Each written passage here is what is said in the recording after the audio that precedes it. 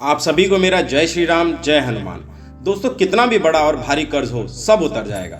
आज का वीडियो उन भाई और बहनों के लिए है जो लोग कर्ज की मार से अत्यधिक परेशान हैं। इस वीडियो में हमने कई प्रकार के उपाय आपको कर्ज उतारने के लिए बताए हैं। आपको अपने लिए जो भी उपाय सरल और सहज लगते हैं, आप उन्हें अपनाकर कर्ज से मुक्ति पा सकते हैं। कई उपाय इसलिए बताए हैं कि कुछ लोग जो भक्ति में लीन रहते हैं उनके लिए आध्यात्मिक उपाय बताए हैं, क्योंकि वे इन उपायों को सरलता से कर सकते हैं। और कुछ लोग जो इतना समय नहीं निकाल पाते उनके लिए और भी सरल और सप्ताह में एक दिन किए जाने वाले कर्ज से मुक्ति के उपाय भी बताए गए हैं, जिससे कि सभी को कर्ज मुक्ति के उपाय का लाभ मिल सके। यही कारण है कि आपसे प्रार्थना है कि इस वीडियो को अंत तक जरूर देखिएगा। नमस्कार दोस्तों, आप सभी का हमारे YouTube चैनल में बहुत बहुत स्वागत है। हम आपके लिए प्रतिदिन ऐसी ज्ञानवर्धक जानकारी लेकर के आते हैं जिससे कि आपका जीवन और भी सुखमय हो और आप अपने सनातन धर्म के बारे में अधिक से अधिक ज्ञान प्राप्त कर सकें। आप सभी से मेरी विनम्र प्रार्थना है कि जो लोग इस चैनल पर नए हैं वे सभी इस चैनल को सब्सक्राइब करना न भूलें, जिससे कि आपको ऐसी अद्भुत और अलौकिक सनातन धर्म से संबंधित जानकारी प्रतिदिन प्राप्त होती रहे। दोस्तों, कर्ज शब्द सुनते ही पता नहीं क्यों मन में अजीब सा भय महसूस होने लगता है, और हो भी क्यों ना। कर्ज लेना जितना आसान है, कर्ज को उतार पाना या कर्ज से मुक्ति पाना उतना ही मुश्किल भी है। कर्ज मिल तो आसानी से जाता है, लेकिन चुकाने में कभी कभी कई वर्ष लग जाते हैं और कई लोगों की तो जिंदगी निकल जाती है। कर्ज या ऋण का होना किसी की भी जिंदगी को मुश्किल में डाल देता है। कर्ज मुक्त जीवन ही वास्तव में खुशहाल जीवन माना जाता है। किसी भी व्यक्ति के लिए कर्ज बहुत ही बड़ी समस्या होती है। कर्ज में डूबा हुआ व्यक्ति सदैव ही तनाव, चिंता और अवसाद में घिरा हुआ रहता है। कर्ज होने पर सिर्फ वही व्यक्ति नहीं, उसका पूरा परिवार कष्टों में रहता है।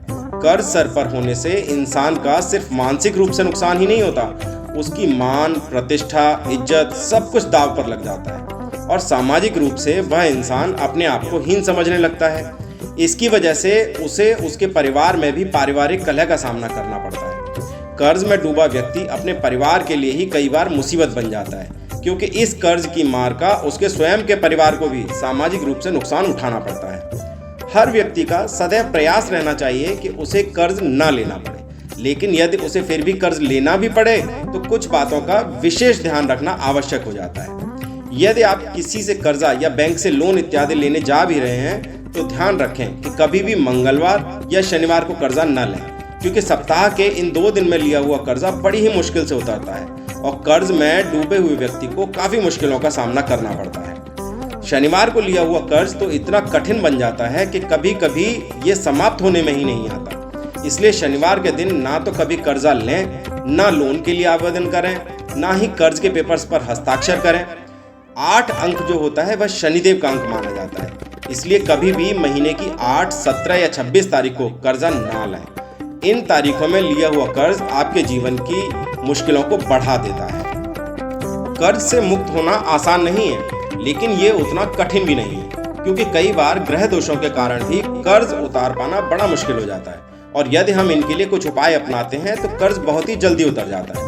यदि आप वीडियो में बताए जा रहे उपायों को अपनाते हैं तो 1 माह के अंदर ही कर्ज उतारने के रास्ते बनने शुरू हो जाते हैं और आपका कर्ज कितना भी बड़ा क्यों ना हो, जल्दी ही उतर जाता है। दोस्तों, अब हम चलते हैं कर्ज मुक्ति के उपायों की तरफ। लेकिन यदि आपने अभी तक इस वीडियो को लाइक नहीं किया है तो कृपया लाइक कर दें, और यदि चैनल पर नए हैं तो सब्सक्राइब जरूर करें और अपने मित्र या संबंधियों को जिनको इसकी बहुत ज़रूरत है उन्हें शेयर करना ना भूलें। दोस्तों, पहला उपाय है पान का, जो कि बीड़े में या पूजा में भी उपयोग किया जाता है। इस पान के पत्ते को लेकर के आप ये उपाय कर सकते हैं। पान को हमारे सनातन धर्म में काफ़ी शुभ माना जाता है। पान के पत्ते के उपयोग के शारीरिक लाभ तो हैं ही, लेकिन अन्य उपायों में भी और पूजा में भी इस पान के पत्ते का विशेष महत्व है। दोस्तों, आपको ये उपाय मंगलवार के दिन से प्रारंभ करना है। पान के उपाय के लिए आप एक साफ सुथरा और हरे रंग का पान का ताज़ा पत्ता लें और उसका डंठल निकाल दें। इस पत्ते पर 2 लौंग और 1 इलायची रखें। फिर उस पत्ते को मोड़कर पान का एक बीड़ा बना लें। मंगलवार के शाम को स्वच्छ होकर किसी भी हनुमान मंदिर में जाकर के हनुमान जी को ये पान का बीड़ा अर्पित करें। हनुमान जी को बीड़ा अर्पित करने के समय आप हनुमान जी से प्रार्थना करें कि हे हनुमान जी महाराज, आप भगवान राम के अनन्य भक्त हैं। इस जगत में ऐसा कोई कार्य है ही नहीं जो आपके लिए असंभव हो। आप अतुलित बल के स्वामी हैं। मुझे नहीं पता मैं किस तरह इस कर्ज के मायाजाल में फंस गया हूँ। हे हनुमान जी महाराज, मुझ पर कृपा करें और मुझे इस कर्ज के माया जाल से मुक्त करें, मैं आपकी शरण में हूं। ऐसी प्रार्थना करके यदि आप चाहें तो वहीं कहीं हनुमान जी के आसपास बैठकर उन्हें हनुमान चालीसा का पाठ सुनाएं और प्रणाम करके घर वापस आ जाएं। ऐसा आपको 11 सप्ताह तक करना है। यदि आप किसी कारणवश मंदिर नहीं जा पाते हैं तो परिवार से कोई भी एक व्यक्ति जाकर के ये प्रयोग कर सकता है। मंगलवार के दिन आप शुद्धता का ध्यान जरूर रखें और इस दिन कोई भी तामसिक भोजन ना करें। आप देखेंगे कि 1 माह के भीतर भीतर आपके कर्ज उतारने के रास्ते बनने शुरू हो जाएंगे। दोस्तों, दूसरा उपाय है, कई बार ऐसी परिस्थितियां आ जाती हैं कि कर्ज लेने के बाद मुश्किलें और बढ़ जाती हैं। ना तो पर्याप्त मात्रा में धन आपके पास आता है और ना ही कोई और धन का स्रोत नजर आता है। नौकरी हो या व्यापार, आप पैसे ही नहीं निकाल पाते हैं। ऐसे में आपके मित्र या सगे संबंधी भी मुंह फेर लेते हैं। ऐसी परिस्थिति में आप एक पान का पत्ता लें और उसका डंठल हटा दें। इस पत्ते के चिकने साइड को नीचे की तरफ कर दें और खुरदरे साइड को ऊपर कर दें। अब इस खुरदरे वाली साइड पर 2 लौंग रखते हुए सावधानी से दोनों हाथों में पकड़ते हुए बहते हुए पानी में इसे विसर्जित कर दें। जब आप इसे बहते हुए पानी में बहा रहे हों तो प्रार्थना करें कि हे ईश्वर, आपके आर्थिक कष्ट और कर्जे भी इसी तरह से आपकी जिंदगी से बहाकर कहीं दूर ले जाएं और आपको ऋण मुक्त करें। इस उपाय से आपके सभी आर्थिक और व्यावसायिक मुश्किलें समाप्त हो जाएंगी। आपकी सभी रुकावटें समाप्त होने लगेंगी और आप जल्दी ही ऋण मुक्त हो पाएंगे। दोस्तों, तीसरा उपाय है, आप बाजार से एक बंद ताला लें, परंतु उस ताले को आपको खोलकर नहीं देखना है। आपसे उसी पैकेट में उसे बंद रहने देने की प्रार्थना है। किसी भी मंगलवार या शनिवार उस ताले को किसी हनुमान मंदिर में अपनी ऋण मुक्ति की प्रार्थना के साथ रखें। जल्दी ही आपकी बंद किस्मत के रास्ते खुलने लगेंगे और आपकी आमदनी बढ़ने लगेगी, जिससे कि आप जल्दी ही ऋण मुक्त हो सकेंगे। दोस्तों, चौथा उपाय है, आप पान के पत्ते पर ह्रीम लिखकर शुक्रवार वाले दिन या नवरात्रि के सभी दिन किसी माता लक्ष्मी के मंदिर में जाकर या दुर्गा माता के मंदिर में जाकर माता को अर्पित करें और मां से अपने परिवार को ऋण मुक्त करने की प्रार्थना करें। इससे मां लक्ष्मी प्रसन्न होकर आपके सभी आर्थिक संकट समाप्त करती हैं और आपकी ऋण भी जल्दी से समाप्त होने लगते हैं। ऐसा आपको नवरात्रि के सभी दिन रामनवमी तक करना है या फिर 11 शुक्रवार तक करना है। अंतिम दिन आपको 2 पत्तों पर लिखना है और उस दूसरे पत्ते को लाकर अपनी तिजोरी या जहां भी आप धन रखते हैं वहां पर रख दें। आपको अवश्य लाभ होगा और आपका ऋण जल्दी समाप्त होना शुरू हो जाएगा। दोस्तों, 5वां उपाय है जो आप किसी भी मंगलवार वाले दिन से कर सकते हैं। इस उपाय के लिए आप रात्रि का समय चुनें। स्नान आदि से निवृत्त होकर स्वच्छ होकर रात्रि 10 बजे से 1 बजे के बीच में हनुमान जी के समक्ष घर में ही एक लाल रंग का आसन डालकर बैठें।